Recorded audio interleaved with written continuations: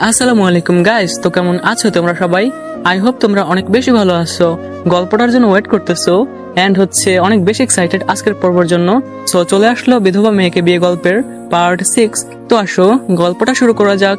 আর হ্যাঁ গাইস, তোমরা গল্পটা শোনার সময় অবশ্যই হেডফোন কিংবা ইয়ারফোন ইউজ করবা, তাহলে গল্প শুনে পাশাপাশি আমার ভয়েস শুনে তোমরা আলাদা একটা ফিল পাবা। সো আসো কানে হেডফোন ইউজ করো এবং নড়াচড়া দিয়ে গল্প এনজয় করো। সকালে উঠে দেখি টেবিলে চা রাখা। আমি অবাক হয়ে মনে মনে ভাবলাম, কি ব্যাপার, সিরাত তো অসুস্থ, তাহলে চা রাখলো কে? হঠাৎ করে চোখে পড়লো পাশে একটা চিরকুট রাখা। চিরকুট দেখে আর বুঝতে বাকি রইলো না যে এটা সিরাতি হবে। চিরকুট খুলে আমি পড়তে শুরু করলাম। লেখাগুলো এমন ছিল যে কালকে রাতে অনেক অসুস্থ ছিলাম, এজন্য সময় মতো চা আনতে পারিনি। প্লিজ কিছু মনে করবেন না, আমার উপর রেগে থাকবেন না। নেক্সট টাইম আর কখনো এমনটা হবে না। চিরকুটটা পড়ার সময় মনের অজান্তে যেন চোখে পানি চলে আসছিল। মনে মনে ভাবলাম, একটা মেয়ে কিভাবে এতটা ধৈর্যশীল হয়, এতটা কেয়ারিং হয়। যাই হোক, আজকে সিরাতকে মোটামুটি সুস্থ লাগে। আমি সকলের সাথে ব্রেকফাস্ট করে অফিসের উদ্দেশ্যে বের হতে যাব, এমন সময় নাইরা বলে ওঠে, বাবাই আমার জন্য চকলেট আনতে ভুলবা না কিন্তু। আমি তাকে কোলে নিয়ে কপালে চুমু খেয়ে বললাম, ঠিক আছে মামুনি, এবার লক্ষ্মী মেয়ের মতো মায়ের সাথে খেয়ে নাও। নাইরার সাথে প্রথমবার এমন ভালো ব্যবহার দেখে সবাই যেন অবাক। সিরাত এবং মা একে অপরের দিকে তাকাচ্ছে, তারা যেন বিশ্বাসই করতে পারছে না। আমার শাশুড়ি তো কিছুই জানেন না, সে তো আনন্দে আত্মহারা। যাই হোক, বাসা থেকে বের হয়ে নিজেকে কোশ্চেন করলাম, আচ্ছা আমার মতো এত জঘন্য অভিনেতা কি পৃথিবীতে আর কেউ আছে? আমি আমার ভুলগুলো বুঝতে পারলেও ইরার প্রতি থাকা গভীর ভালোবাসার জন্য ভুলগুলো আর শুধরানোর সুযোগ হয়ে ওঠে না। এভাবে কয়েক মাস কেটে গেল, সবকিছু স্বাভাবিক, কিন্তু আমার ভিতরে অস্বাভাবিক যন্ত্রণা চলতেছে। যেহেতু ইরাকে কথা দিয়েছি যে আমি তাকে বিয়ে করব, সো যেভাবেই হোক বিয়ে তো তাকে করতেই হবে। দেখতে দেখতে সিরাতের সঙ্গে আমাদের বিয়ের প্রায় 3 বছর হয়ে গেল। তারপর সিদ্ধান্ত নিলাম যে না, এই সম্পর্ককে আর স্থায়ী করতে চাই না। এখন হাজারো চেষ্টা করেও সিরাতের একটা ভুল খুঁজে পাই না। সে পুঙ্খানুপুঙ্খানু ভাবে আমার সব কথা পালন করে। হাজারো চেষ্টা করেও যখন তার কোনো দোষ খুঁজে পাচ্ছিলাম না, তখন আমি সিদ্ধান্ত নিয়ে ফেললাম যে না, আমি মাকে সরাসরি বলে দিব যে তার কোনো দোষ নেই, কিন্তু আমি তাকে ডিভোর্স দিব। তাকে নিয়ে আমি সংসার করতে চাই না। আমি আমার ভালোবাসার মানুষ ইরাকে বিয়ে করতে চাই। যেমন ভাবা তেমন কাজ। একদিন অফিস থেকে সন্ধ্যায় বাসায় এসে দেখি নাইরা, সিরাত এবং আমার আম্মু 3 জন বসে আছে। আমি তাদের কাছে গিয়ে দাঁড়াতেই নাইরা আমার কোলে আসতে চাইলো, কিন্তু ওই দিন আমি কোলে নিলাম না। আমি দ্রুত বলতে শুরু করলাম, মা আমি ঘুরিয়ে পেঁচিয়ে কথা বলতে পছন্দ করি না। ইরার সাথে আমার বহু বছরের সম্পর্ক, আমি তাকে বিয়ে করতে চাই এবং সিরাতকে আমি ডিভোর্স দিতে চাই। তুমি আমাকে যতই বোঝানোর চেষ্টা করো না কেন, আমি আমার সিদ্ধান্ত পরিবর্তন করতে পারবো না। আমার মুখে এমন কথা শুনে মা এবং সিরাত চোখের পানি ধরে রাখতে পারলো না। আমি আর এক মুহূর্ত দেরি না করে উঠে রুমে চলে গেলাম। সিরাতও নিজের রুমে গিয়ে দরজা বন্ধ করে ফুপিয়ে ফুপিয়ে কান্না করতে লাগলো। এদিকে সিরাতকে সান্ত্বনা দেওয়ার মতো ভাষা আমার আম্মু খুঁজে পাচ্ছিল না, তাই সেও চুপচাপ কান্না করতেছিল, কিছুই বললো না। নাইরাকে কিছু বুঝতে দিবে না, এজন্য মা কান্না লুকিয়ে তাকে নিয়ে রুমে চলে গেল। খাওয়া দাওয়া না করে আমি শুয়ে পড়লাম। দু চোখের পাতা আজও এক করতে পারছি না। জীবনের এত বড় একটা সিদ্ধান্ত নিয়ে ফেলছি। আচ্ছা আমি কোনো ভুল করতেছি না তো? এজন্য আমাকে পস্তাতে হবে না তো? যাই হোক, একটা পর্যায়ে মনকে সান্ত্বনা দিয়ে বললাম, আরে না, আমি তোমার ভালোবাসার মানুষকে পাচ্ছি, তাহলে পস্তাতে হবে কেন?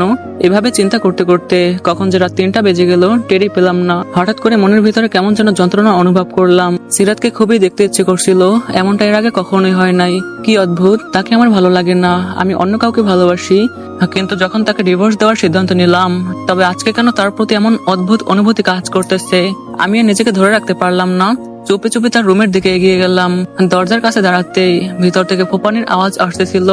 মনে হচ্ছিল কেউ যেন কারোর সাথে কথা বলছে। ব্যাপারটা আমি বুঝলাম না। আজকে তো নাইরাও মায়ের রুমে ঘুমিয়েছে, তাহলে সিরাত ফুপিয়ে ফুপিয়ে কান্না করে কার সাথে এমন কথা বলতেছে? ব্যাপারটা কোনোভাবেই বুঝতেছিলাম না। তারপর দরজায় কান লাগিয়ে শোনার চেষ্টা করলাম এবং একটা পর্যায়ে বুঝলাম সে তাহাজ্জুদের নামাজ পড়তেছে এবং ফুপিয়ে ফুপিয়ে আল্লাহর কাছে কান্না করতেছে। হয়তো কোনো অভিযোগ করতেছে আমার নামে। ভিতরটা কেমন যেন মোচড় দিয়ে উঠল। যাই হোক, ওখানে আর সময় না দিয়ে নিজের রুমে এসে ঘুমানোর চেষ্টা করলাম। সিদ্ধান্ত ফাইনাল, আমি তাকে ডিভোর্স দিবই। যাই হোক, যেমন ভাবা তেমন কাজ। পরদিন সকালবেলা সিরাতকে নিয়ে চলে গেলাম। কাগজপত্র সবকিছু রেডি, দিনমোহরের 10 লাখ টাকাও রেডি। সিগনেচার করতে যাব, এমন সময় বাসা থেকে দারোয়ান আঙ্কেলের ফোন। আঙ্কেল অস্থির হয়ে বলল, স্যার আপনারা কোথায়? ম্যাডাম তো স্ট্রোক করেছে, কোনো কথা বলছে না, চোখ বন্ধ করে আছে। আপনারা তাড়াতাড়ি আসুন, আমি তাকে নিয়ে হসপিটালে যাওয়ার ব্যবস্থা করতেছি। দারোয়ানের এমন কথা শুনে সিরাত চোখের পানি ধরে রাখতে পারলো না। আমি সিগনেচার না করে দ্রুত হসপিটালে চলে গেলাম। নাইরাকেও বাসায় রেখে আসছিলাম। হসপিটালে গিয়ে দেখি নাইরা কান্না করতেছে। আমাকে দেখেই আমার কোলে এসে আরো জোরে কান্না করতে শুরু করলো। আমরা যাওয়ার আগে সিরাতের আব্বু আম্মু ওখানে উপস্থিত হয়েছিল। মায়ের জন্য আমি ছটফট করছিলাম, চোখের পানি যেন থামছেই না। সিরাত এবং নাইরাও কান্না করতেছে। আমি মায়ের কাছে যেতে চাইলে ডক্টর আটকে দেয় এবং বাইরে ওয়েট করতে বললে। 1 ঘন্টা ওয়েট করার পরে ডক্টর যখন বের হলো, সে বের হয়ে বলল, দেখুন রোগের অবস্থা আশঙ্কাজনক, জ্ঞান এখনো ফেরেনি, ফেরার সম্ভাবনাও খুব কম। আমি চিৎকার করে কান্না শুরু করলাম। ডক্টর আমাকে সান্ত্বনা দিয়ে বলল, এখনই ভেঙে পড়বেন না, আল্লাহর উপর ভরসা রাখুন, তাকে বলুন তিনি চাইলে 1 মুহূর্তে সবকিছু সমাধান করে দিতে পারে। এটা বলে ডক্টর চলে গেল। তারপর আমার শ্বশুর আমাকে সান্ত্বনা দিয়ে বলল, দেখো বাবা, ভেঙে পড়লে হবে না, আমাদেরকে স্ট্রং থাকতে হবে। তারপর না খেয়ে না ঘুমিয়ে হসপিটালে কাটিয়ে দিলাম 3 দিন। সিরাতেরও ঘুম খাবার সবকিছু হারিয়ে গেছে। নাইরা অসুস্থ হয়ে পড়বে বলে তাকে নিয়ে তার নানু বাসায় চলে গেছে। মাঝে মাঝে এসে আমাদেরকে দেখে যায়। 4 দিনের দিন ডক্টর এসে আমাকে হঠাৎ বলে, রোগের জ্ঞান ফিরেছে, তবে সেটা অল্প সময়ের জন্য। রোগের সবচেয়ে আপনজন, সবচেয়ে কাছের মানুষ তার কাছে যেতে পারেন, তবে তার সাথে বেশি কথা বলবেন না, তাকে প্রেশারাইজ করবেন না। আমি সিরাতের দিকে তাকালাম, বললাম, তুমিও চলো, কারণ এতদিনে আমি এটা বুঝে গিয়েছি যে আমার আম্মু আমার থেকেও সিরাতকে বেশি ভালোবেসে ফেলেছে। হঠাৎ করে খেয়াল করলাম আমার শাশুড়ি নাইরাকে নিয়ে হসপিটালে চলে এসেছে। নাইরার নাকি তার দাদুকে দেখার জন্য অনেক কান্না করছিল। তারপর নাইরাকে নিয়ে আমরা 3 জনেই মায়ের কাছে গেলাম। কাছে যেতেই আমার আম্মু নাইরাকে কোলে নিল এবং কান্না করতে করতে বলল, বাবা সাজিদ, জীবনে আমি তোর কোনো আবদার অপূর্ণ রাখিনি, বিনিময় তোর কাছে চাইনি, এমনকি তোর ভবিষ্যতের কথা চিন্তা করে আমি দ্বিতীয়বার বিয়ে পর্যন্ত বসিনি। আজ একটা জিনিস চাবো, তুই দিবি? মায়ের পা ধরে কান্না করতে করতে বললাম, হ্যাঁ মা, বলো কি চাও তুমি? জীবন দিয়ে হলেও তোমার কথা রাখবো। মা নাইরার কপালে চুমু খেয়ে বলল, এই অবোধ শিশুটার দিকে তাকিয়ে হলেও তোরা দুজন দুজনকে ছেড়ে যাস না। মায়ের এমন কথা শুনে আমার তো জ্ঞান হারানোর মতো অবস্থা। আমাকে কোনো কথা বলার সুযোগ না দিয়ে মা চোখ বন্ধ করে নিল।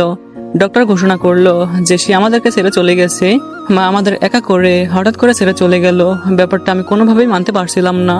মায়ের এমন আবদারে আমার মাথায় যেন আকাশ ভেঙে পড়লো। কারণ আমি তো সিরাতকে ভালোবাসি না, আমি তো ইরাকে ভালোবাসি, তাকে বিয়ে করার প্রতিশ্রুতি দিয়েছি। যাই হোক, মায়ের শোকে এসব ভাবা বন্ধ করে দিলাম। পাগলের মতো কান্না শুরু করলাম। সিরাতও পাগল প্রায়, কারণ তার একমাত্র আশ্রয়স্থল ছিল আমার মা, সেও তাকে ছেড়ে চলে গেল। এখন তার এবং নাইরার কি হবে? নাইরা কিছু বোঝে না, সে শুধু কান্না করে এবং কান্না করতে করতে অস্পষ্ট ভাবে বলে, দাদনু দাদনু। সো গাইস, বুঝতেছো পরবর্তী পার্ট কতটা ইন্টারেস্টিং হতে যাচ্ছে? সো তোমাদের কি মনে হয় এরপরে কি হতে যাচ্ছে? গল্পে কি হ্যাপি এন্ডিং হবে নাকি স্যাড এন্ডিং হবে? তোমাদের মতামত কমেন্টে জানিয়ে ফেলো। যাদের ধারণা সঠিক হবে, আমি কথা দিলাম আমি নিজে তাদের সাথে যোগাযোগ করে পরবর্তী কোনো গল্পে তার নাম যে কোনো একটা ক্যারেক্টারের নামে ব্যবহার করব এবং তার ভয়েসও ব্যবহার করব। সো ফটাফট কমেন্ট করে ফেলো। আর গাইস, গল্পটা কবে শেষ হবে, পরবর্তী পার্ট কবে আসবে, সবকিছু তোমাদের উপর ডিপেন্ড করে। তোমরা তো ছোট ছোট টার্গেট খুব দ্রুত কমপ্লিট করে ফেলো। এজন্য ভাবলাম আজকে তোমাদেরকে একটা চ্যালেঞ্জ দিব।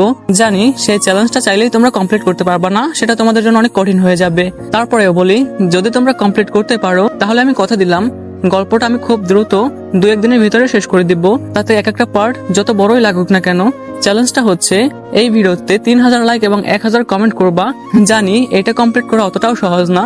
সো তোমরা চ্যালেঞ্জ অ্যাকসেপ্ট করে এখনই কমপ্লিট করার মিশনে নেমে পড়ো।